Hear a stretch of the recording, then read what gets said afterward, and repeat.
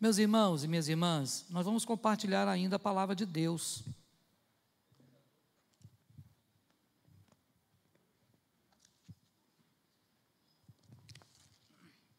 Agora o texto que vamos ler é o texto de Romanos. Queria que você abrisse a sua Bíblia. Hoje estaremos falando, pode ter certeza que eu não vou me demorar, não vai chegar às 11 horas não é? Mas o nosso horário sempre é 11, né? Mas então não vamos chegar às 11.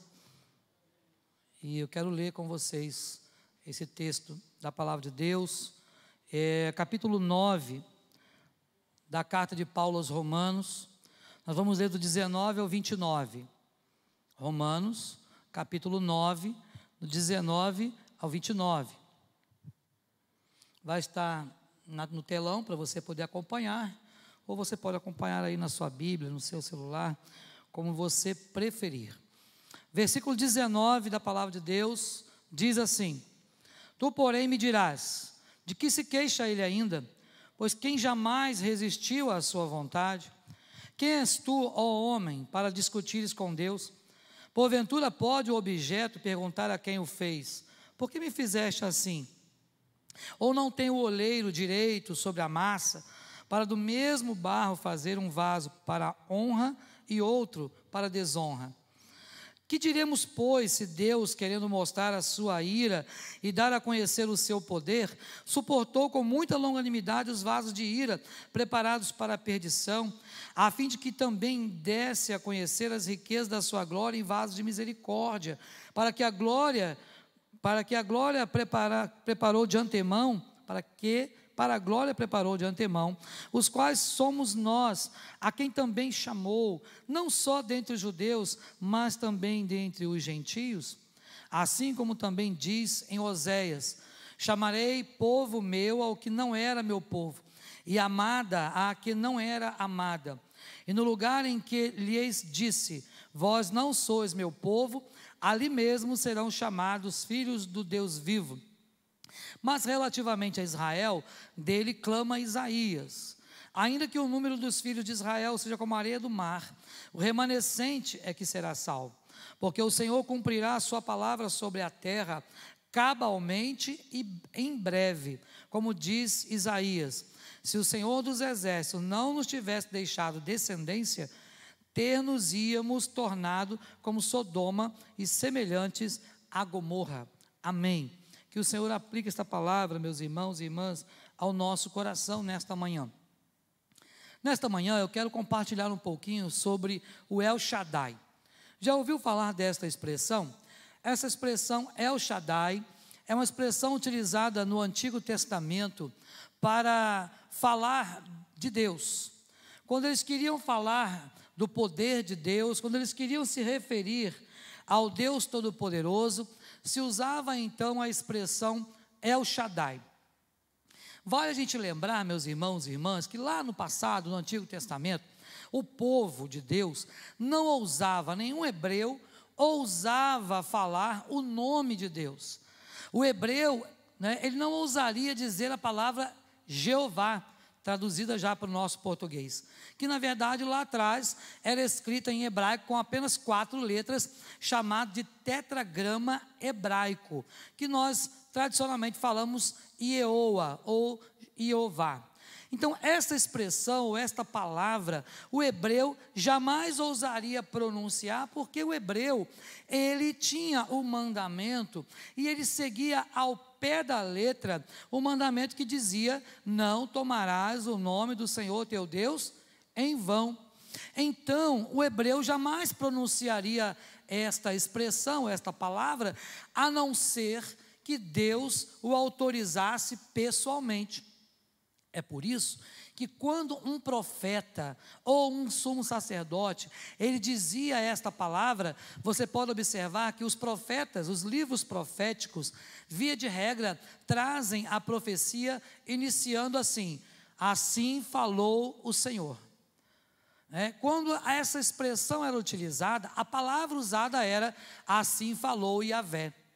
Então quando o profeta dizia assim falou Yahvé, os reis sabiam que era da parte de Deus, todo o povo sabia que era da parte de Deus, e até os inimigos temiam, porque eles sabiam que jamais um hebreu ousaria falar o nome de Deus, se Deus não o tivesse habilitado para fazê-lo, naquele momento.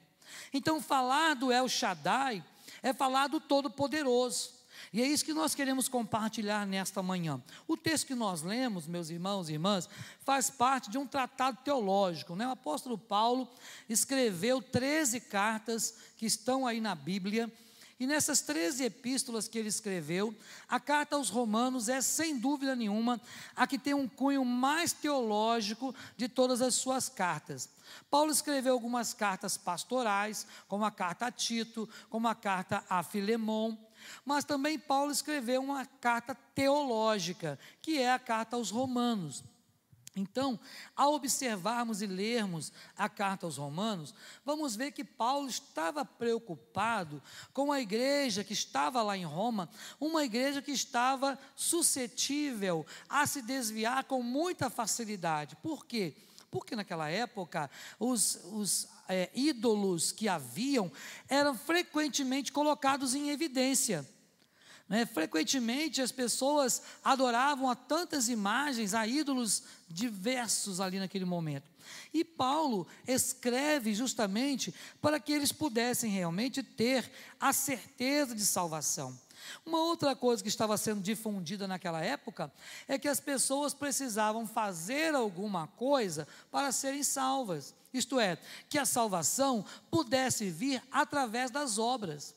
E nós sabemos que a salvação do Senhor não pode vir através das obras, que a salvação é por meio da fé, não é isso? Da fé somente. Então, é através da fé em Jesus. Fé, eu estou falando de fé salvífica, aquela fé que é dom de Deus, aquela fé que Deus coloca no coração do homem pecador, habilitando este homem ou esta mulher a crer em Jesus como seu Senhor. Esta fé é colocada no nosso coração pelo Espírito Santo, diz a Bíblia, que nos foi outorgado. Então, quando o Espírito Santo entra no coração de alguém, ele coloca esta fé, e é impossível ao homem resistir a esta ação do Espírito Santo. Por isso que a graça é irresistível. Por isso, meus irmãos, ao pensarmos nesse El Shaddai, nesse Deus Todo-Poderoso, eu gostaria de pontuar algumas coisas com vocês. No capítulo 9, Paulo vai aí falar sobre a incredulidade daquele povo. A incredulidade, principalmente dos judeus. Olha só que interessante.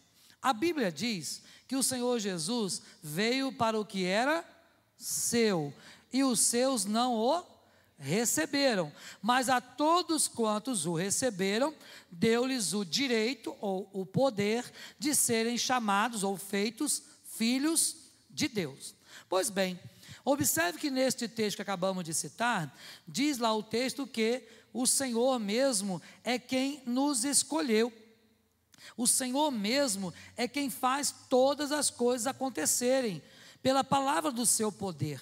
E ao pensarmos nisso, ele veio para o que era seu. Muitas vezes interpretamos esse texto de maneira errada, interpretando assim: olha, veio para os seus. A Bíblia não fala, o texto não é assim, não é? Mas muitos leem até desta forma: veio para os seus e os seus não receberam, sabendo que veio para os judeus e os judeus não receberam. Na verdade, o texto não diz isso. O texto diz: veio para o que era seu, isto é, veio para o propósito que foi determinado para o Pai. E qual era o propósito que o Pai determinou para Jesus? Veio para morrer em nosso lugar, veio para a morte de cruz. Mas os seus, aí sim, os judeus, não o receberam. Por isso que Paulo, no capítulo 9 de Romanos, vai falar da incredulidade daquele povo. Um povo que não estava crendo na obra redentora de Cristo Jesus. Olha só o que ele começa dizendo no capítulo 9.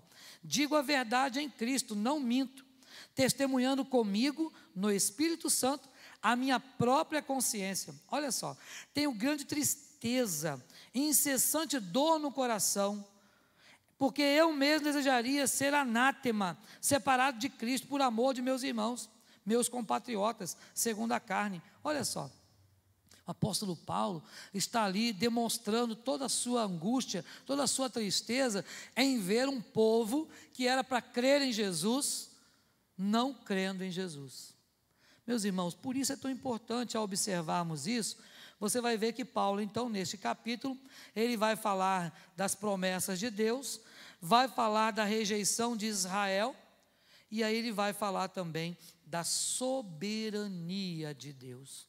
E é sobre isso, meus irmãos, esse Deus Todo-Poderoso, é que nós queremos compartilhar nesses poucos minutos, esta soberania do Senhor.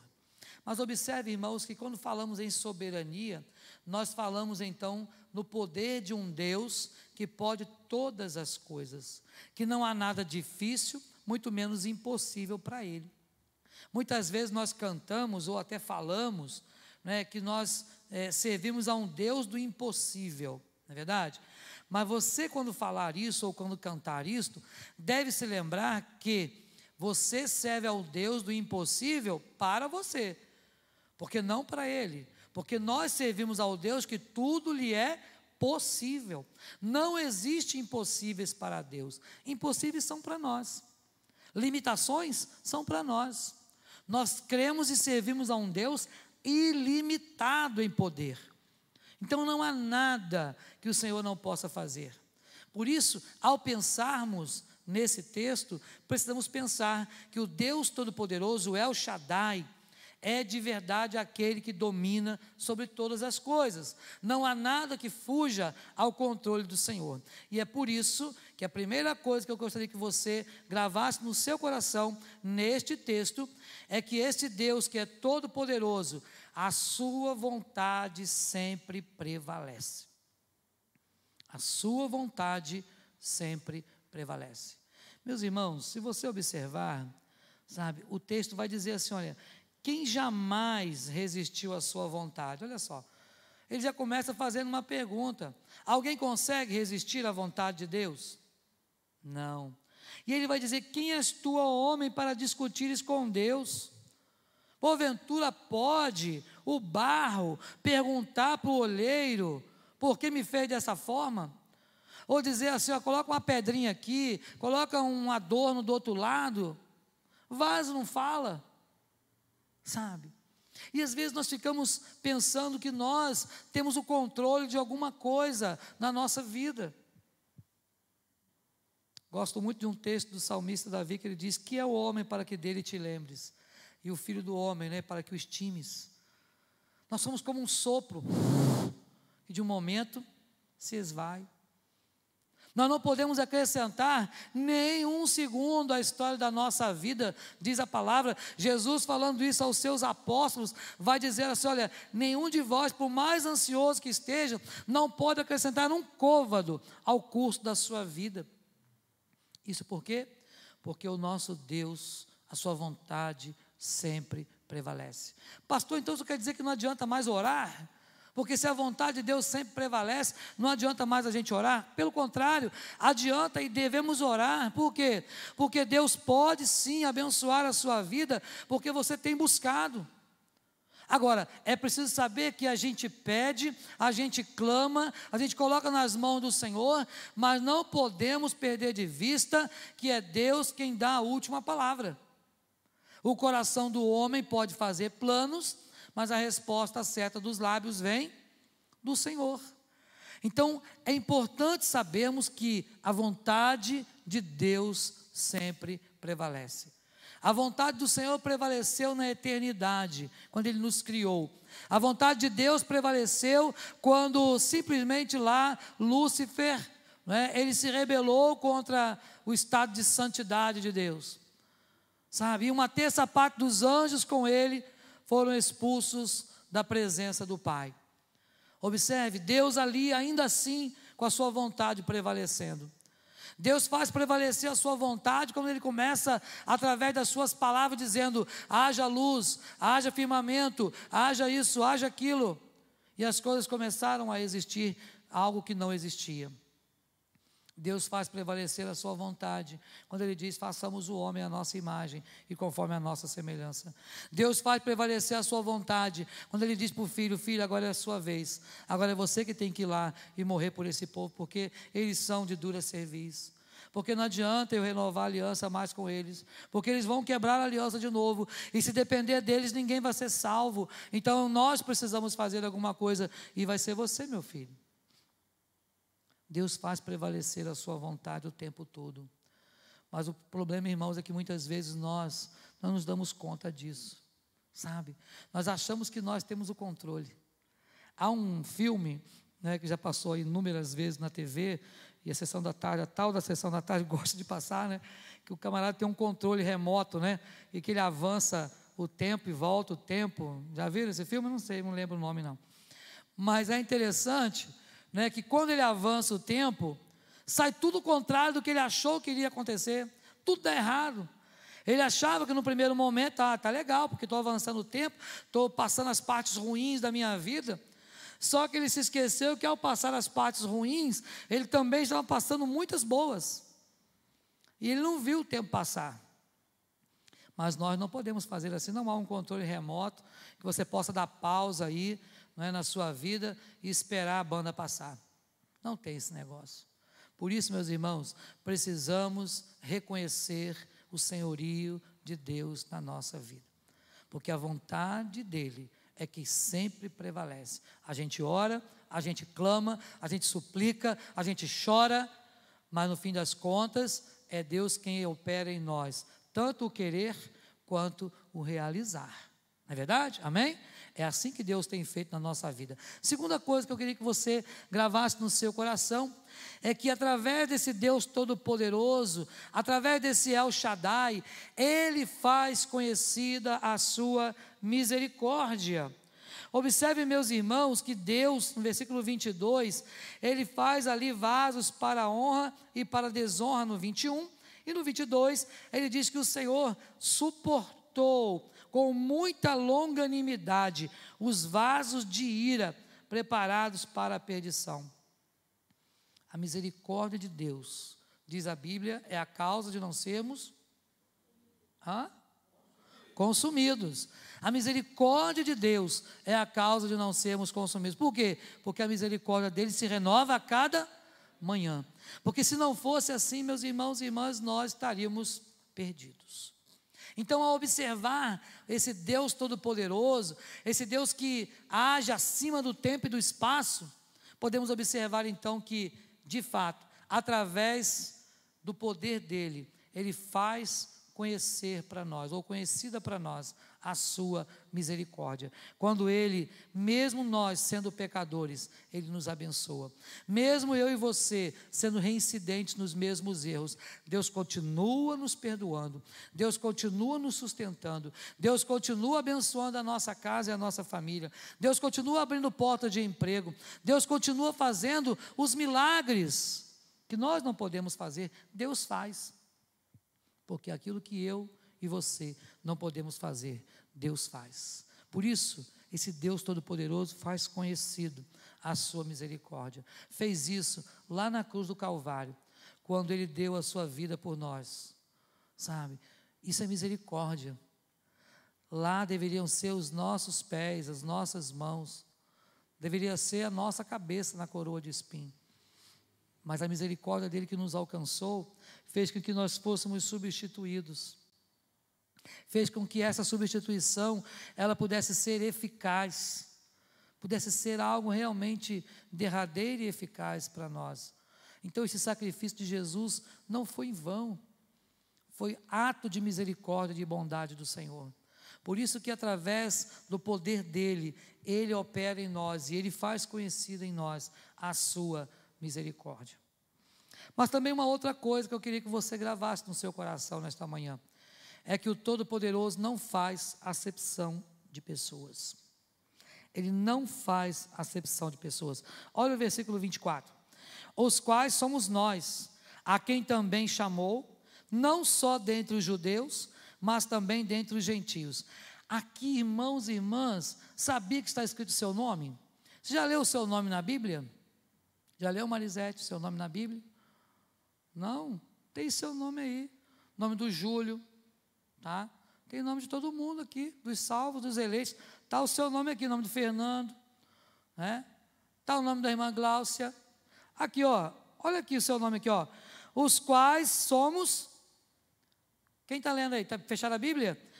Versículo 24, os quais somos nós, a quem também chamou, não só dentre os judeus, mas também dentre os gentios. Olha o seu nome aí, ó, nós, está aí escrito Robson, Nilza, sim, sim, observe, lá no livro da vida está o seu nome, e aqui, em outras passagens, você vai encontrar o seu nome desta forma, que o Senhor nos chamou, o Senhor nos resgatou, o Senhor não faz acepção de pessoas.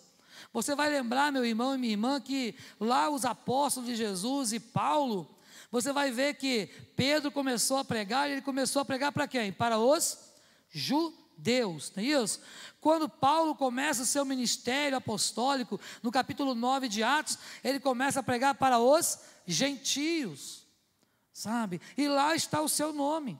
E esta salvação, ela vem até nós, até hoje, em forma de bênção do Senhor.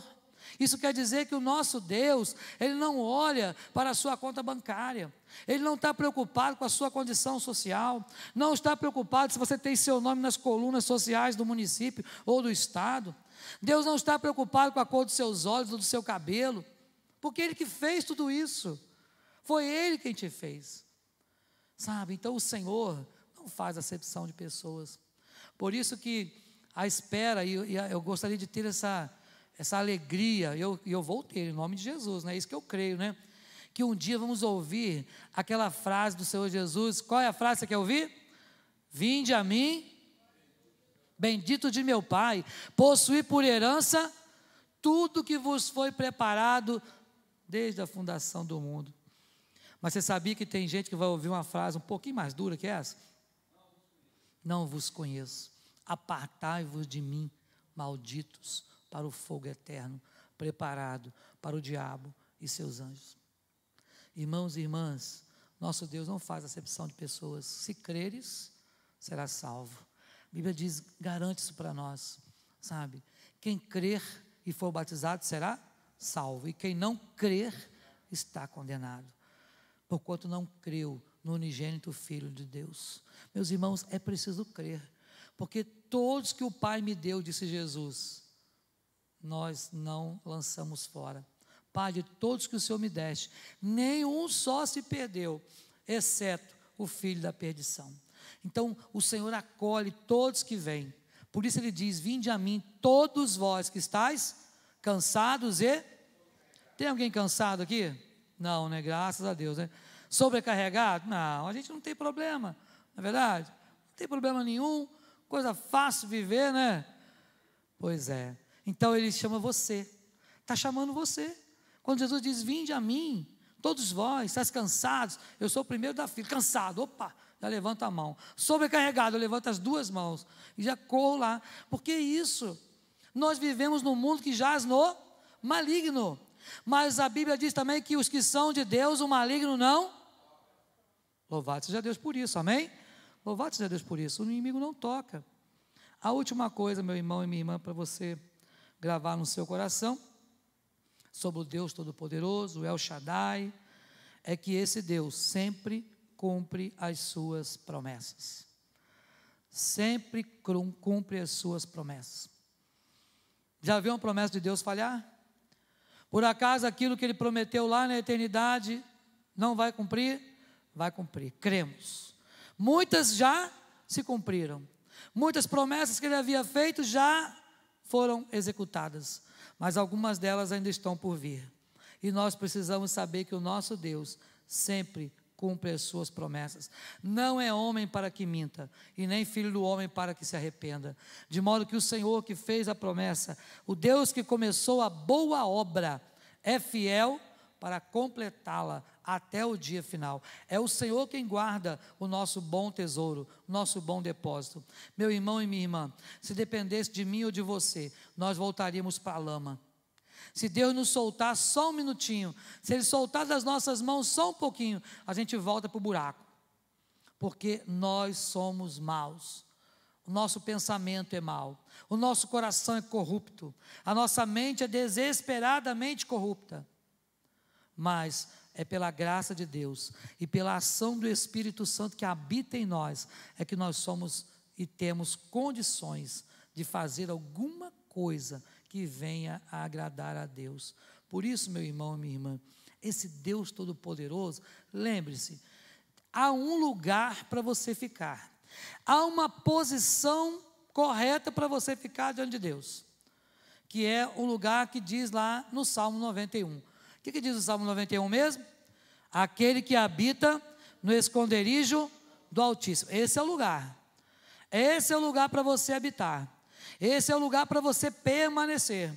No esconderijo do Altíssimo. Por quê? Se você conhece bem o Salmo 91, o discorrer desse salmo vai dizer que não tem seta que voa ao meio-dia, não tem praga, não tem nada, 1000 pode cair ao teu lado, 10.000 à tua direita, você não vai ser atingido, mas se você estiver no esconderijo. O esconderijo não é um lugar de refúgio? Nos desenhos animados, nos filmes, né? Às vezes as brincadeiras de criança, lembra da brincadeira, né? De pique-esconde, né? Vocês brincaram de pique-esconde, gente? Quem brincou de pique-esconde aqui? Isso. Então, você se escondia, e quando a gente é muito criancinha, é mais legal ainda, né? Brincar com criança de 2 aninhos de pique-esconde, 2, 3 aninhos. Por quê? É só você falar assim: você está onde? É isso? Estou escondido aqui. Ele já vai dizer. Então, no esconderijo do Altíssimo, sabe, o inimigo não vai tocar em você. Agora, se você, por sua conta e risco, sair do esconderijo, aí, meu irmão, Deus não tem compromisso com isso não. Se você se arriscar fora do aprisco, fora do esconderijo, aí é por sua conta. Mas se você ficar no esconderijo do Altíssimo, sabe, praga nenhuma vai te alcançar. Ah, pastor, estou querendo me dizer que eu não vou ter enfermidade, não vou ter problema, não vou ter luta. Não. Estou querendo dizer que a sua alma será preservada. Estou querendo dizer que a sua salvação está garantida. Estou querendo dizer que o Senhor estará cuidando daquilo que é mais importante, a sua alma. Porque o corpo vai voltar para o pó. O espírito vai voltar para Deus. Então é isso que é de mais importante que Deus quer preservar. E Ele faz isso quando nós andamos e permanecemos no esconderijo do Altíssimo. Então, meus irmãos, 4 coisas para você gravar no seu coração. Vamos fazer esse exercício. Domingo que vem eu vou perguntar quais são essas 4 coisas para você. Então, olha, primeiro o nosso tema. Qual é o nosso tema? Bota para o tema para mim, Bruno. Ou não dá? Vamos ver ali, ó. Eu queria que você falasse. Olha lá, ó. Vamos ler juntos? El Shaddai, o Deus todo. Amém. E os pontos, vamos lá? Primeira coisa, a sua vontade sempre. Segundo, faz conhecida a sua misericórdia. Terceiro, não faz acepção de pessoas. E quarto, sempre cumpre. Gravou isso aí? Está na cachola? Então que Deus te abençoe, que Deus nos abençoe a viver debaixo da graça desse Deus maravilhoso. Amém?